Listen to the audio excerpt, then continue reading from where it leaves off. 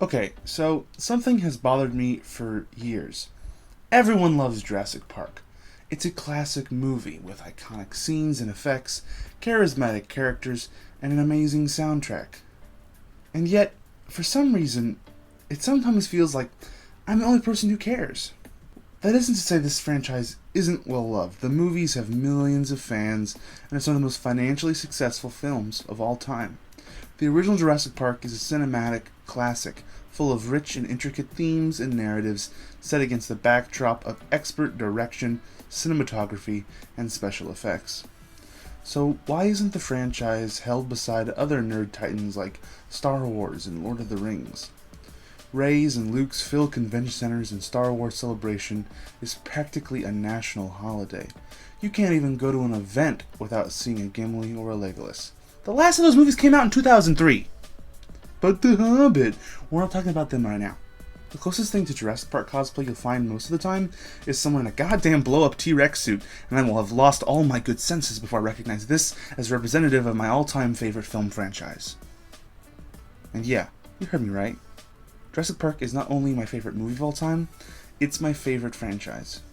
The MCU, sure, I love intricate and thrilling universes as much as the next guy, but We have a T-Rex. and sure, some of the movies aren't as beloved by the critics as the first, but everyone loves Star Wars, and like, a lot of those movies are just objectively bad. I don't like sand. It's coarse and rough and irritating, and it gets everywhere. And so, I hope in this video to convince some of you watching something I felt in my heart for years, that Jurassic Park is worthy of just as much praise and worship as the other fandom titans. So, why do I love this movie? Why do I think it's massively underappreciated? It boils down to three key concepts.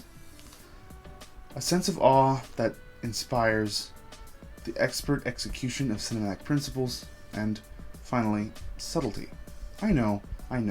How can a movie about giant lizards be in any way subtle? But trust me, we'll get there.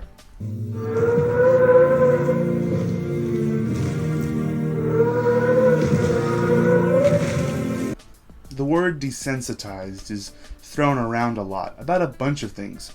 Violence, sex, language, things like that. But one thing that movies struggle to instill in viewers anymore is a sense of awe, incredulous at what you're seeing, shocked by the scale and epic feeling a shot gives you. After so many space battles, exploding buildings, and thousand-man battles, it's just not that exciting, at least not for more than a few seconds. Jurassic Park doesn't have this problem. Like, at all. I may be biased, but almost every moment of this film fills me with genuine awe. Every time they see the Brachiosaur for the first time, and Dr. Grant almost faints, I get the swelling in my chest.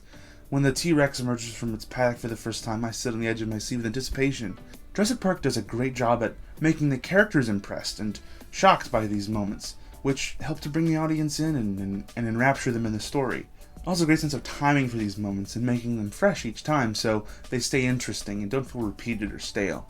You constantly have a feeling that the movie is holding something back, raising the tension with every moment, finally culminating in a single epic moment again and again, all without oversaturation. It's inside. It probably isn't news to anyone that Jurassic Park is a seminal work when it comes to special effects. Its blend of practical animatronics and puppets with CGI was so far ahead of its time that a lot of modern effects still can't hold a candle to it. But the first Park movie is also an example of incredible camera work, sound work, direction, and acting. A lot of people say that if Spielberg hadn't released Schindler's List the same year, Jurassic Park would have won Best Picture, and I tend to agree.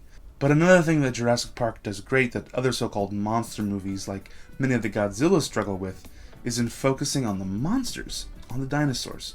Sure, Ian Malcolm and John Hammond are iconic characters, but there are really only like 2 character arcs in the whole movie, and one of them is literally, I guess kids aren't so bad.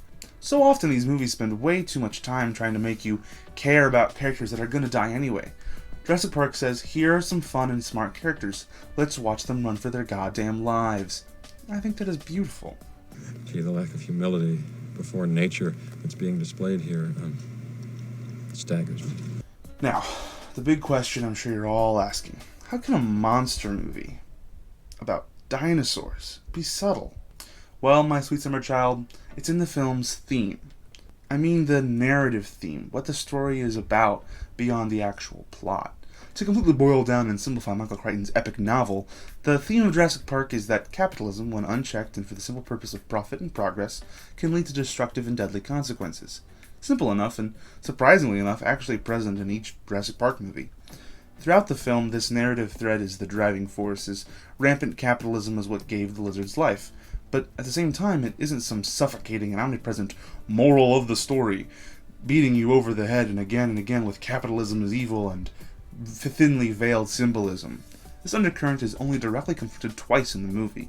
First, in what I like to call the sea bass scene. Scientists have done things which nobody's ever done before. Yeah, but your scientists were so preoccupied with whether or not they could that they didn't stop to think if they should. And then in the confrontation between Sattler and Hammond, which serves as the climax of the movie's theme, as John's belief in progress for progress's sake is shaken to its core. When we have control again. You never had control. That's the illusion. Both of these scenes serve the movie, both as engaging scenes which make you care a little more about the characters before they get eaten, as well as driving home the point of the film.